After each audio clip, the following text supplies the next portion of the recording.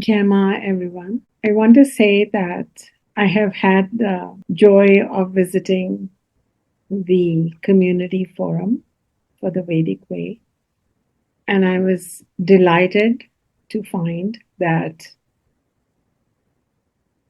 many of you have really begun to churn and um, and really connect with the Bhakti Yoga teachings. And your shares are deep. And even if they are simple or few words, they are still deep. And it gave me just the greatest joy to be received. It gives a teacher satisfaction to know that these teachings are doing their work, they are helping you, and that makes all the difference. So, many, many blessings. Bhakti Yoga is one of the paths of what I call the mystic yoga journey. It can be called the first path. It's also the last path. It's in the middle. It's everywhere. And it can be taught at different junctures, and we keep coming back to it. Bhakti Yoga is a relationship with divine allness through loving devotion, through love, through directing love, not towards human objects, animal objects, material objects, but towards the divine object. And that object is then elucidated through the Vedic texts as Ishwara, and it is not a person or a thing, but Ishwara is imagined as an abstract supreme being, but its body is divine consciousness, which can be or become anything and yet be nothing at the same time. This consciousness, this unique is-ness, this pure existence that precedes all existence, this bliss that is oblivious to, it cannot be reduced, existence, bliss, and intelligence. It is complete unto itself. And it is the underlying substrata of the known and the unknown universe. And it is also the essence of our true self, our higher self. Even modern quantum inquiry into physics and the existence of this universe has come to this strange phenomena of something that is neither a particle nor a wave. Something that is subjective. When you look at it, it changes. A particle becomes a wave when you look at it, or remain becomes a particle. So there is something within us. Through the act of looking, mere looking, there is creation. To bring this into our life as the great omniscient dimension God is very different from the religious stories, the religious characters, the religious gods that we grow up with, even in Hinduism.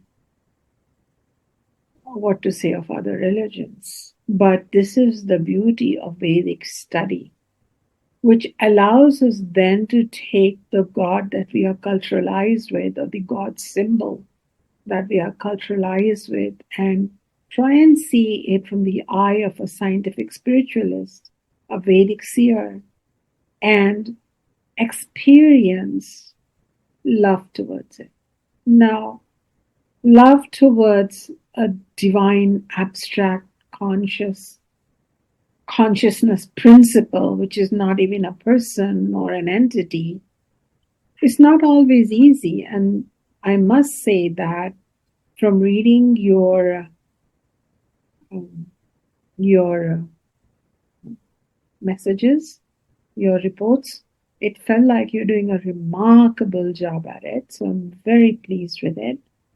But I would still like to continue to support your journey of love, because bhakti from the root bhaj is a special kind of devotional love. As I mentioned earlier, it is not love aimed at equals or those who are younger to us or maybe less learned than us, but towards the higher ideal, such as the guru, the nation, and ultimately Ishwara. So, how do we understand this love? So, I wanted to take it further. Now, in our everyday lives, we often confuse love with either egoic attachments or with possessiveness or with some physical sensorial experiences and lust.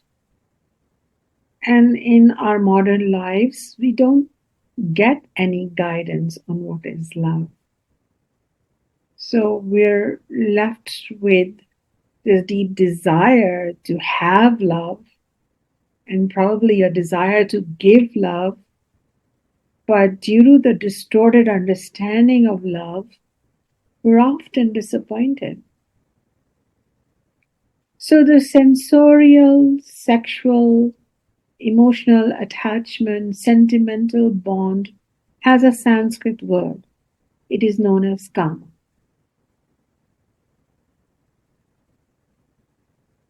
Love, known as prema in Sanskrit, Prema, it transcends sensorial cravings, romantic entanglements, or affectionate friendships. It's connected to the essence of existence itself inside you and everywhere. It's intertwined with the love of the self. Why? Because the self is also that same divine consciousness.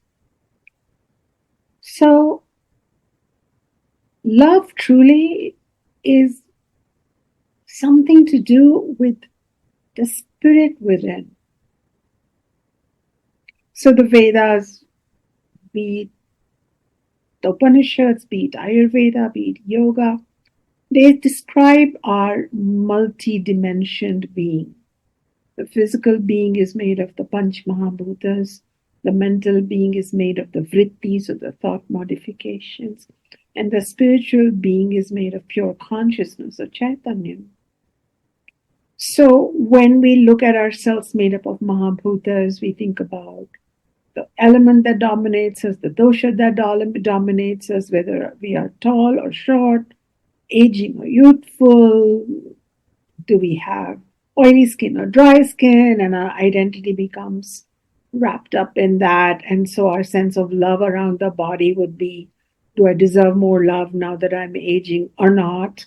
Now that I have blackheads or acne, is the love that I deserve or what I will give impacted? So it becomes very corrupted by association with the body. And when I use the word corrupted, I don't mean in the sense of sin, but in the sense of distorted from its meaning.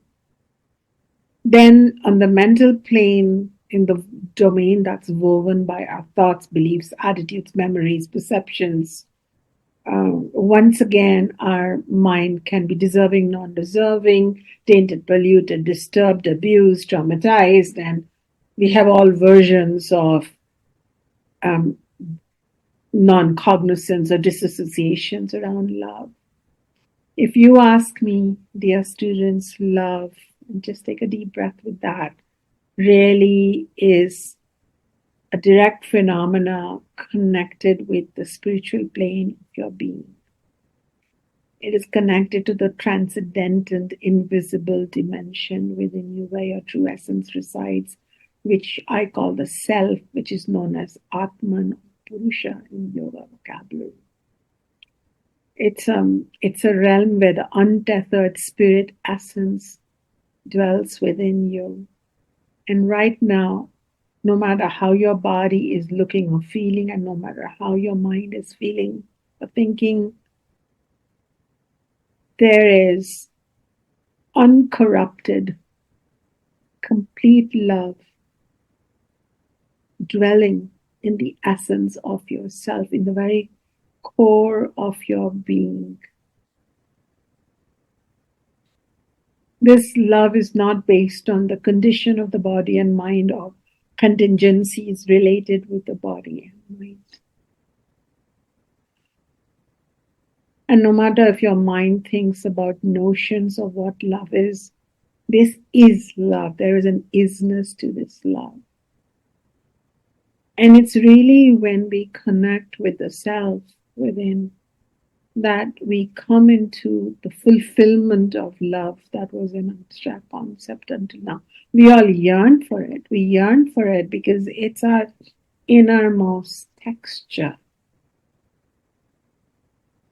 And indeed, for that rare, heroic yogi who is able to connect with their self in a real way, not just occasionally, but on an ongoing manner, then it's not just an intellectual awakening, it's an awakening to the ocean of love. And that's why when we have an infatuation and the ego barriers are down, it's like people are behaving in a non-typical manner, and temporarily everything feels so good because the ego barriers are down and the true selves are serenading just for a little bit till the mind gets in between and says, now wait a minute here.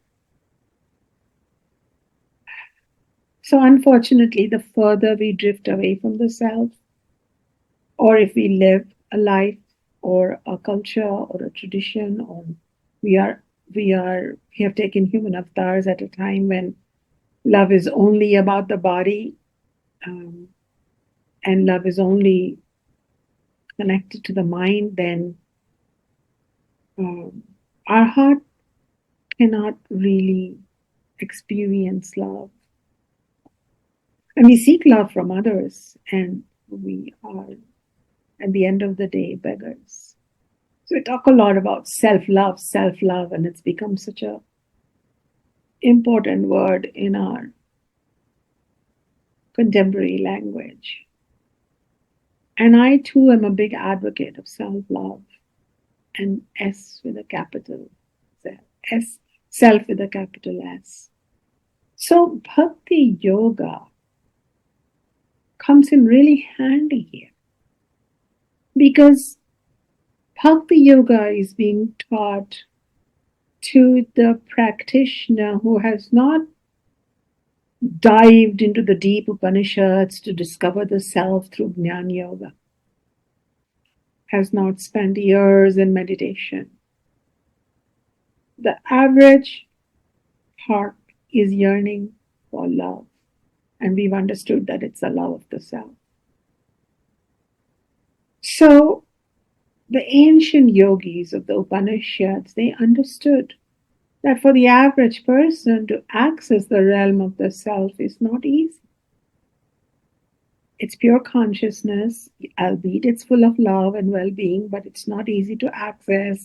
And then again, we're thinking we're touching the self, but we just come away with handfuls of the mind, pretending to be the self. Because after a few moments of bliss, or so-called bliss, it collapses back into suffering. And that's just the mind.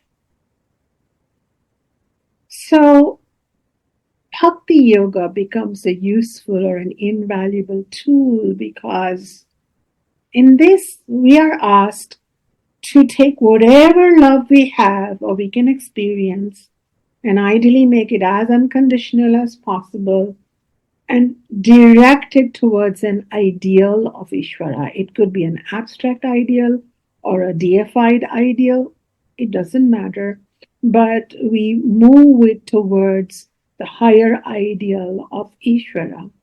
And then we also understand that we share the same Ishwara or the light of Ishwara within our own self. Now, this is something interesting that happens, that when we start directing our love, as in gratitude, reflection, meditation on Ishwara, um, looking for wildflowers and then stringing a garland and then placing it on the symbol of Ishwara.